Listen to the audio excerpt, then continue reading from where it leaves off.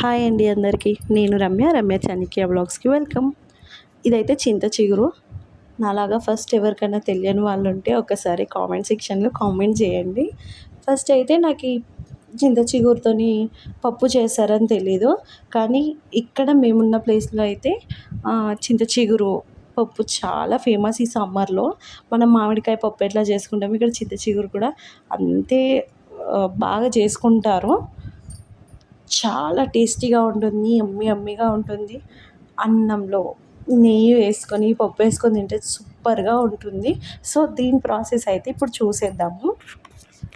First ఒక కడాయి తీసుకొని దాంట్లో ఆయిల్ వేసుకున్నాను. ఒక 3 టేబుల్ స్పూన్ వరకు ఆయిల్ వేసుకున్నాను. వేసేసుకొని ఆనియన్ వేసుకున్నాను. ఒక ఫుల్ పెద్ద గడ్డ అయితే ఒకటి, చిన్న చిన్న గడ్డలు అయితే 2 వేసుకోవచ్చు. సో అవి బాగా రోస్ట్ అయ్యేదాకా వేయించుతున్నాను. ఈ చిగురు అయితే ఒక 100 గ్రామ్స్ అట్లా ఉంటుంది. అంటే దాంట్లో పుల్లలు అవన్నీ తీసేసాను.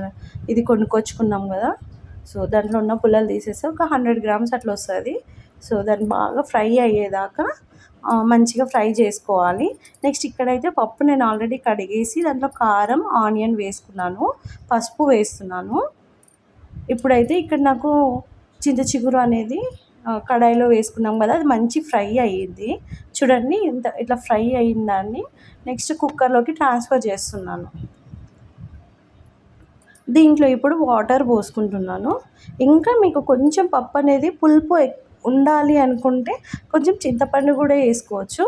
బట్ నాకు ఇక్కడ ఆల్రెడీ చాలా పులుపు అనిపించింది, సో నేను చింతపండు అనేది స్కిప్ చేసేసిన. సో మీకు కావాలంటే వేసుకోవచ్చు. ఇది ఒక 5 విజిల్స్ పెట్టేస్తున్నాను. నెక్స్ట్ ఇక్కడైతే నేను పోపు వేసుకోవడానికి కడాయి పెట్టుకున్నాను. కడాయిలో ఇప్పుడు ఆయిల్ వేసుకున్నాను. ఆయిల్ వేసేసుకొని ఇక్కడైతే ఎల్లిపాయలు నీట్గా ఒలిచేసుకున్నాను. దాన్ని కట్ కూడా చేసిన. అవైతే ఇప్పుడు ఆయిల్ వేడెక్కిన తర్వాత వేసేసుకున్నాను. ఇవి మంచి గోల్డ్ కలర్ వచ్చిన తర్వాత ఆవాలు, జీరా వేసుకున్నాను. నెక్స్ట్ ఎండుమిర్చి, కరివేపాకు వేసేసుకొని మంచిగా కలర్ మారే వరకు ఉంచేసుకొని ఆఫ్ చేసుకున్నాను. నెక్స్ట్ ఇక్కడైతే మనకి పప్పు 5 విజిల్స్ వచ్చేసింది. సో అది విజిల్ పోయేదాకా అని పక్కన పెట్టేసిన. నెక్స్ట్ అది విజిల్ పోయిన తర్వాత దాన్ని చూద్దాము. సో ఇప్పుడైతే విజిల్ పోయింది. నెక్స్ట్ కుక్కర్ అయితే ఓపెన్ చేస్తున్నాను. పప్పు అయితే మంచిగా ఉడికిపోయింది. చూడండి మంచిగా ఉడికిపోయింది.